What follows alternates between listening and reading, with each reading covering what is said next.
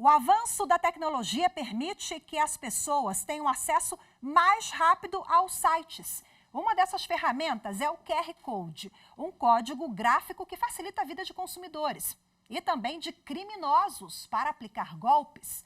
Vamos acompanhar na reportagem de Carolina Chaves. Esse código quadrado foi muito usado na pandemia da Covid-19 como forma de evitar o contato físico. O QR Code pode ser lido pela câmera do celular para acessar cardápios virtuais, fazer pagamento, baixar aplicativo ou para encaminhar o internauta direto para a página de uma empresa. Apesar desse recurso ser muito útil até hoje, é preciso ter cuidado. Tem criminoso usando a tecnologia para aplicar golpes. No ano passado, a polícia americana publicou um alerta sobre golpes que usam o QR Code para roubar as vítimas. Os criminosos criam códigos que parecem legítimos e redirecionam o usuário para sites mal intencionados, para uma conta, Pix ou boleto, cujo titular é o golpista. Os arquivos baixados por esse falso QR Code podem fazer com que os criminosos tenham acesso à localização e aos dados pessoais e financeiros do usuário. A polícia orienta que, ao ler um QR Code, a pessoa fique atenta ao endereço do site ao qual foi redirecionado para ter a certeza de que realmente pertence à empresa. Também evite realizar imediatamente uma operação financeira ou inserir dados após a leitura de um código recebido. Primeiro, confirme com a empresa ou com a pessoa que enviou o QR Code para saber se é golpe ou não. Bom, e quem vai falar sobre os cuidados que devemos ter ao utilizar o QR Code é o advogado que é especialista em direito digital, Carlos César Soares. Ele conversou com a repórter Carolina Chaves. Doutor Carlos, o QR Code, tem a capacidade de facilitar, entre aspas, o trabalho do golpista, no sentido de ser um mecanismo muito prático para aplicar golpes? Sim, o QR Code ele é um mecanismo que muitos golpistas utilizam, justamente pela facilidade de se alterar ali o beneficiário da transação, tá? Então, justamente por essa facilidade, as pessoas acabam não entendendo que aquele QR Code muitas vezes é fraudulento e acabam caindo ali num golpe, tá? Então, por conta da facilidade de alteração do destinatário final, isso acaba facilitando a empreitada aí dos criminosos. Agora, se um estabelecimento, se vale do QR Code para pagamento, um restaurante, por exemplo, e um criminoso substitui aquele código, o cliente deve ser ressarcido? Bom, nesse caso, nós temos o entendimento de duas formas, tá? Pela Justiça brasileira.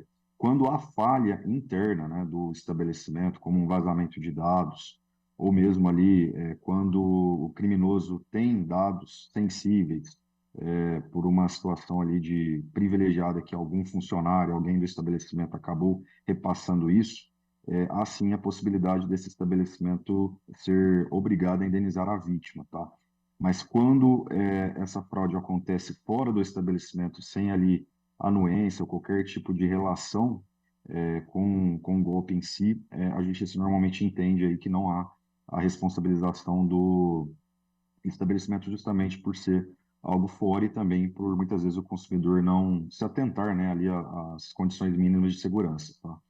Agora, o que respalda a vítima sobre esse tipo de crime, O Código de Defesa do Consumidor, apesar de ser de 1990, abarca essa questão, protege o consumidor? Sim, nós temos uma ampla defesa no Código de Defesa do Consumidor em relação aos consumidores, quanto à questão aí da qualidade e segurança do serviço, tá?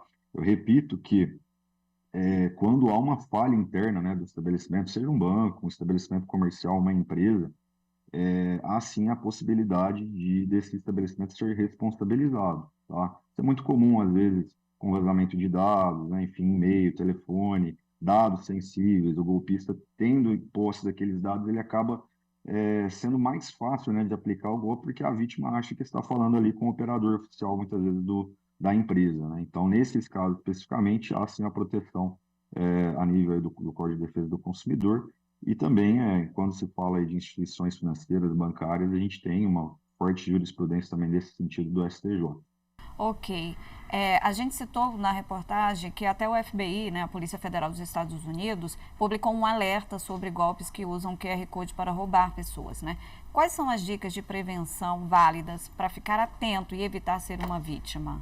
Bom, a principal dica é sempre verificar ali, né, depois, na hora que você está fazendo a transação ali, principalmente com o QR Code, quem de fato é o beneficiário, tá? Então, antes de finalizar a transação, você tem que conferir todos os dados, CNPJ, né, ou CPF, se for um pagamento para pessoa física, e verificar se aquele destinatário é quem realmente você quer fazer aquela transação.